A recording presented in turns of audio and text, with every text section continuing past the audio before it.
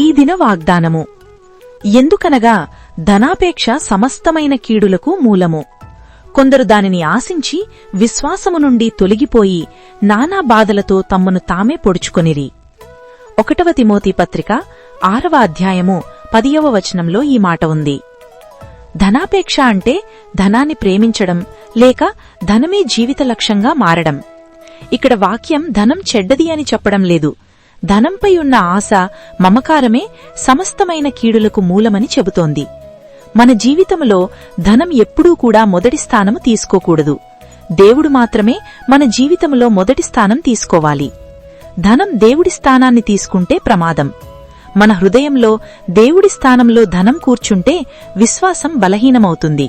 అప్పుడు మన నిర్ణయాలు ఆత్మీయమైనవి కాక లోక సంబంధమైనవిగా మారతాయి. ధనాపేక్ష మనలను నెమ్మదిగా ప్రార్థన నుండి మరియు దేవునిపై ఆధారపడే జీవితం నుండి దూరం చేస్తుంది. ధనం మన చేతిలో ఉండాలే తప్ప మన హృదయంలో కాదు. దేవుడు మనకు ధనమిస్తాడు, కాని మనం ఎప్పుడూ కూడా ధనాన్ని దేవుడిగా మార్చకూడదు.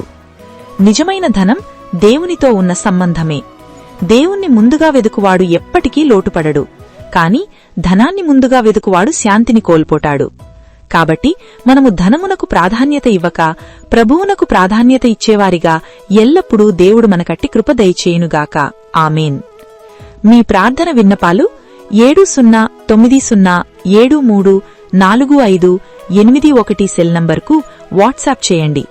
దయచేసి లైక్, కమెంట్ అండ్ సబ్స్క్రైబ్ చేసుకుని ప్రక్కనే ఉన్న బెల్ ఐకాన్ను నొక్కండి. ఈ వీడియోను మీకు తెలిసిన వారికి షేర్ చేసి దేవుని పనిలో చేయి కలపండి. దేవుడు మిమ్మును దీవించి ఆశీర్వదించునుగాక. ఆమేన్.